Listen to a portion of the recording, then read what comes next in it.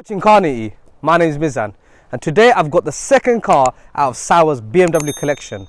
Now, as you may know, I've already done a review on the 840 Ci individual. Now, this is the 850. As you guys know, there was no E31 M8.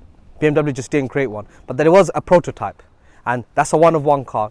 It's a real car, it's not just a concept, and that car has a S70/2 engine. So it's the second variant of the S70, and that car has got a 6.1 litre quad cam 48 valve V12, which BMW then sold. McLaren then took that engine and built one of the greatest cars in history. If you ask me, it's my favourite car of all time, and that is the McLaren F1. That's the story of the M8 and the V12 engine that lived inside of it. It's now a legend, but not in the BMW history books. But that's not where the story for the 8 Series ended. BMW then decided, you know what, we need to do an M car. So they kind of did build an M car, but they also didn't. In comes the 850 CSI.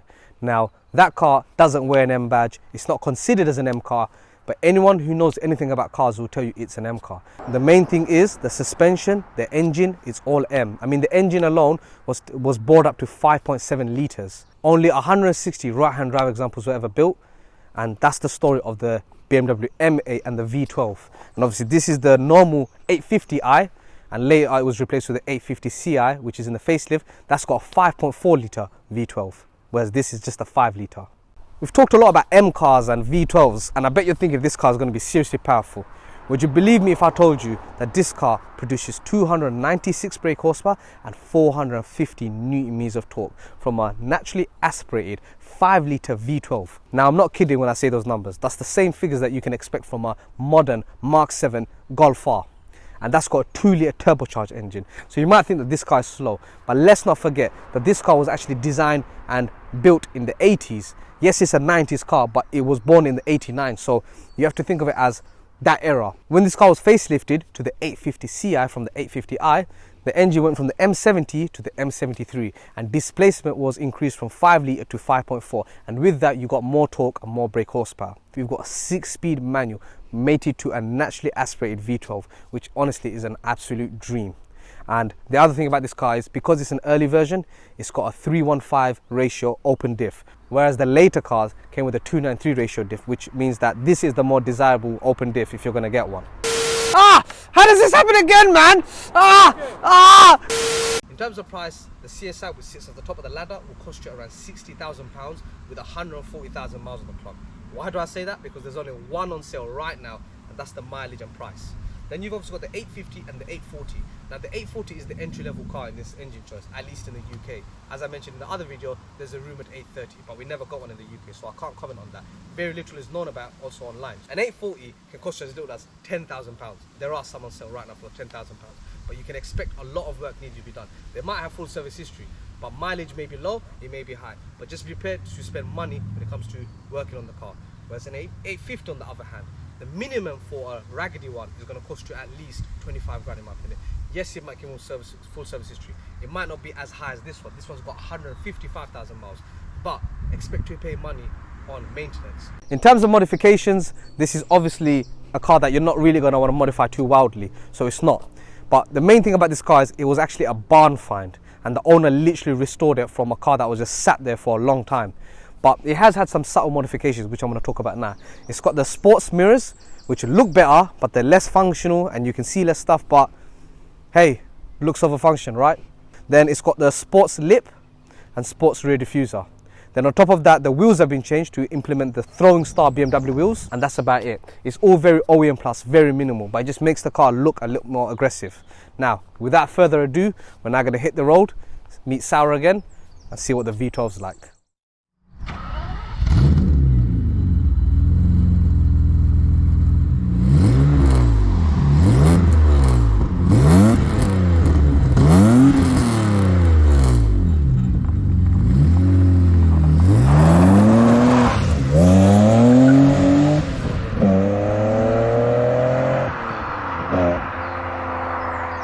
Let's now give a nice warm welcome to Sauer.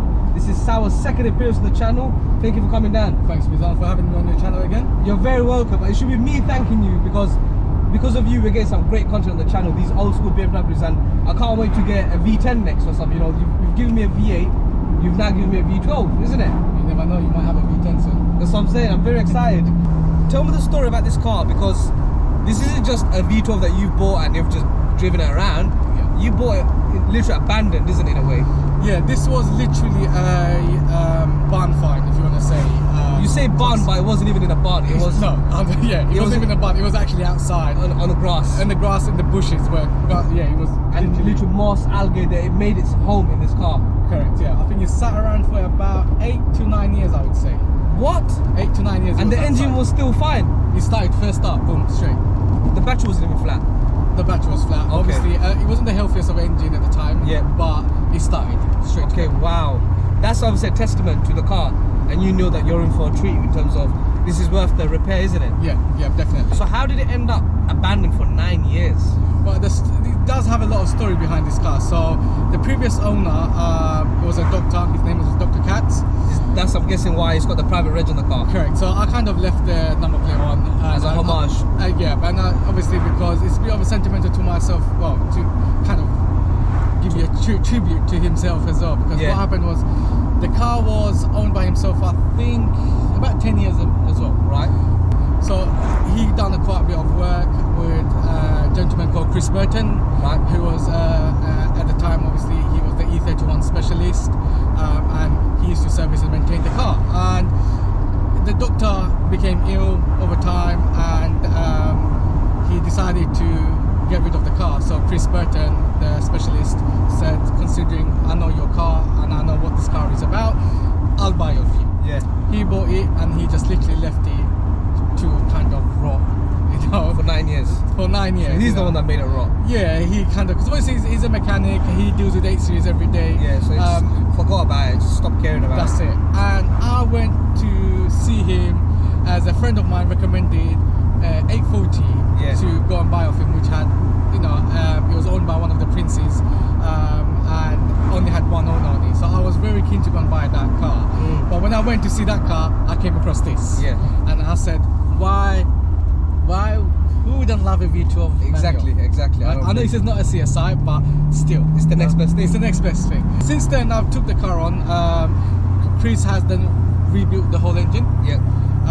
He's literally recommissioned the whole engine, the whole gearbox. And this is the stage 2 clutch. This is a stage 2 racing clutch. So, okay, so it can handle a lot more power if you were to turbocharge this car or do some crazy stuff, you could take it. So yeah, since then, so I've started restoring. So you went through all the bushy suspensions. A friend of mine, because they would have perished over time. Of course, especially. And we spoke about that in the 840 video, that these things will wear down over time. Correct, yeah. And this one was even worse because of where it was sitting and the surrounding and outside and everything else. I agree, yeah. So a friend of mine who's an E31 specialist as well, his name is Preet. He's based in London, East London. Yep. He took the car on for me and literally changed every single suspension arms, bushes you can think of. Yeah. That was a work of its own. That was literally like me going back to uni, doing all the research and everything, trying to get hold of all these parts. Yeah, it's not going to be easy. We spoke about this in the 840 video. Parts are very hard to find, and when you do find them, they cost an arm and a leg. Correct. And this is one thing that's key. This car might have 155,000 miles on the clock right now, but this has had all the relevant work done. So on paper, you might look at it and turn your nose and say, ew, high mileage, I don't want it. But in reality, you're actually getting a car that's been well I would say about 4,000 miles old engine, because that engine was rebuilt about 4,000 miles ago. There you go. I still need to do a couple of bits of more, bit of touches. Bit of TLC and stuff. Yeah, a little bit of TLC. So mechanical wise, like I said, sorted. All sorted. Bushy, suspension, clutch, gearbox, engine. I just need to sort out the roof lining. Which is sagging. Which is common on all these cars. And a few bits of trim that might need correct. So a bit of restoration. Going back to Dr. Katz, so he unfortunately passed away due to cancer. The car is part of his legacy, in other words. So I'm sure he's got children he's left behind, but this car is a part of him that was left behind, and this car is still wearing his plate, which is a nice keepsake. Yeah.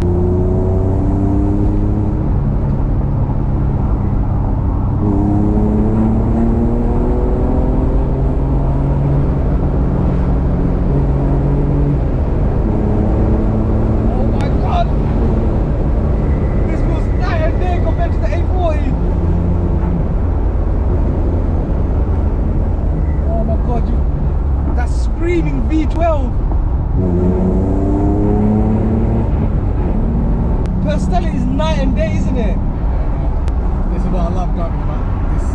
a driver's car. I mean, if I was going to a wedding, I'd want to go in the Santorini. But you take me on any stretch of road, I want this. You know, even the suspension, I can tell it's brand new. It's been done. This car feels like it's got valves. It opens up, man. Fully, yeah. Look, it just opens. There's a certain RPM. It just opens. What is that about? The V8 didn't feel like that. No. The manual gearbox does make a huge difference. Huge difference. To the point, it doesn't feel like the same car anymore. No, unless you own one of them, you won't understand how good it feels. I can still feel the weight of this car though. Yeah, definitely.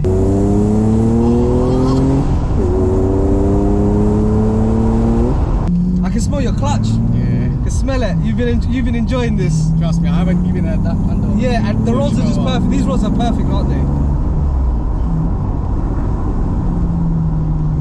Does this car feel even more nose heavy because of the fact definitely because it's a heavier engine? Definitely, yeah, definitely. Because even when you're braking, it feels like the whole thing is just leaning towards the front. Yeah, yeah.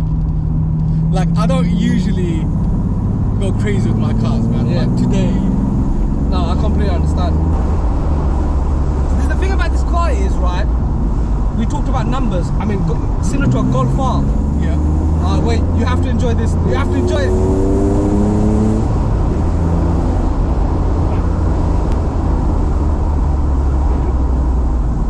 The way the car sounds is unbelievable. There's a driving experience sitting in this car.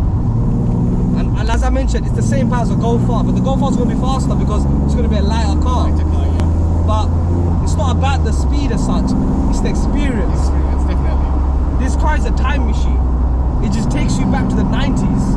And Man, look, in my simple words, what I would say is, why would I spend millions of pounds or hundreds of thousands of pounds buying a supercar if this V12 puts a smile on my face? Exactly. Every time I'm driving, I'm constantly smiling. And depreciation is done. Yeah. If anything, appreciation is the question.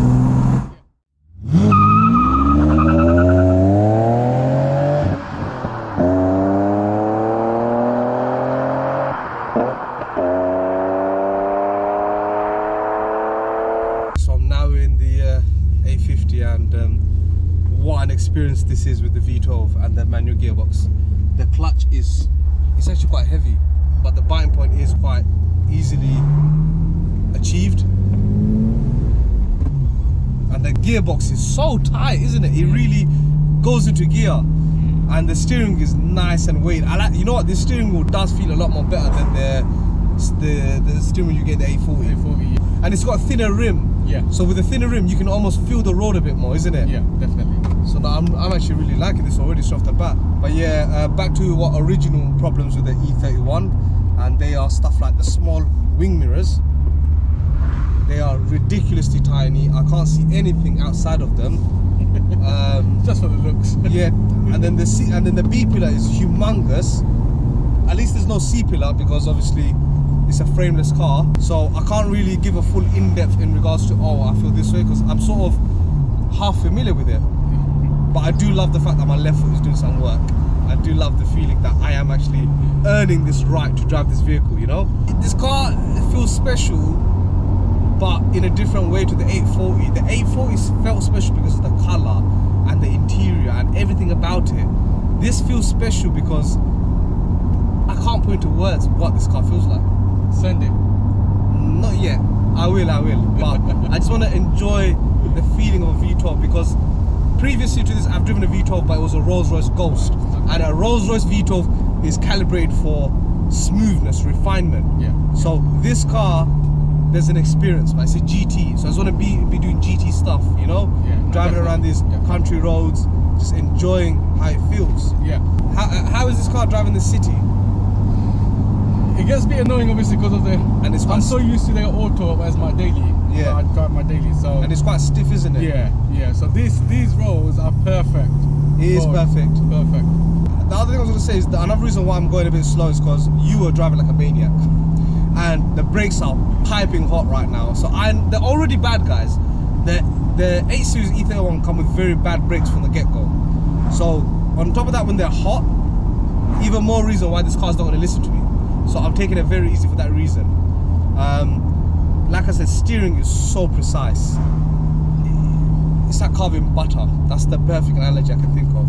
There is some body roll. Do you feel that? And obviously that's gonna happen with the GT of this car with the weight, isn't it? Yeah, definitely. It's never gonna stick to the ground, even though you've redone the whole suspension, isn't it? Yeah. Which is unfortunate, but what can we do, isn't it? Yeah. But there is an ambience about this car, man. I mean, literally what he's doing. I just want to do that. I just want to do this. It's still not down yet. 1 second. That's it. Just want to do this. That's basically what this car's about. I can't sum it up more than that. This car is just about cruising. As much as it is a V12, you still don't want to abuse it, if that makes sense. You feel bad for driving hard. Yeah, because, I do. I know. Because it's just such a GT car. It's made to just get you from A to B in luxury. It's so sad that we didn't get enough V12s. So sad. And you know what? Even the M8 competition, which we have now, which is out, they should have put a V12 in there, in my opinion.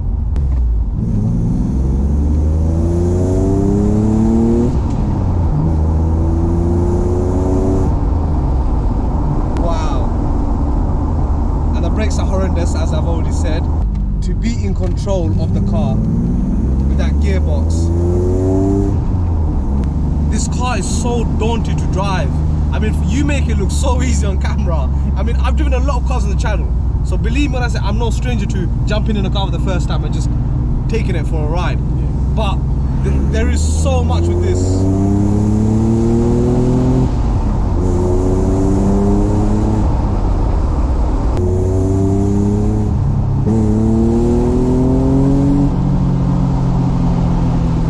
You know what? I know it might be a manual, but I'm sticking to gear 2. Gear 2's got what I need. Because when I hit gear 3, I haven't got enough road. Right, yeah, I know. So gear 2, I'm just gonna sit in gear 2. Have you ever driven an 850 CSI? Yeah. What's the handling like on that? Night and day. Night and day, of course. But again, It's an M car. it's an M car, but it's a nose heavy, all of that. Ah, so it still has those features? Yeah. Yeah.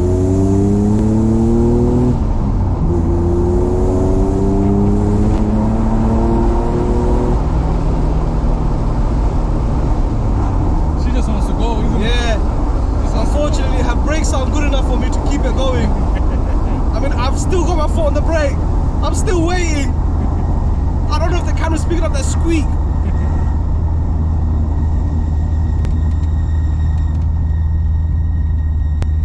And now I feel like it's slow enough.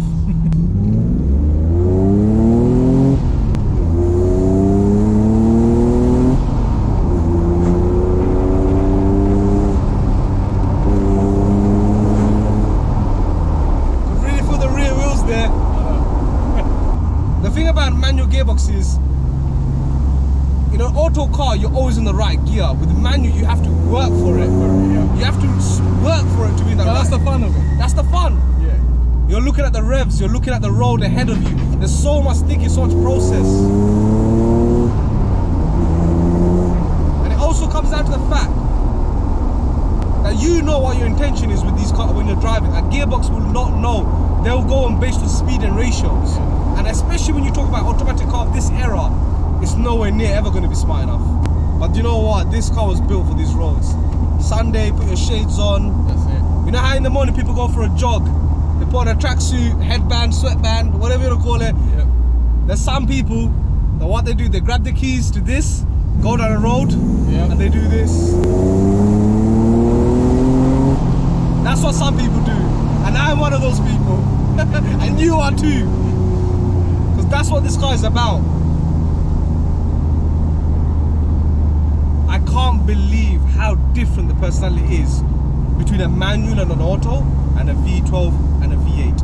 I think the best way I can describe it is, in this world we have twins, but just because they look the same doesn't mean they are the same. And that's the truth of this car. It looks like no different to an 840, but there's so much to it, isn't it? Very nice to go. I understand why you've got both, and I feel sorry for the people that only own one and that's it. They haven't even considered the other. And when I say that, mainly it's going to be the 840 owners. Yeah. They won't look at a V12. A V12 owner might consider a V8. But those people that wrote off the V12, shame on you. Shame on your families. Because how dare you write off the V12?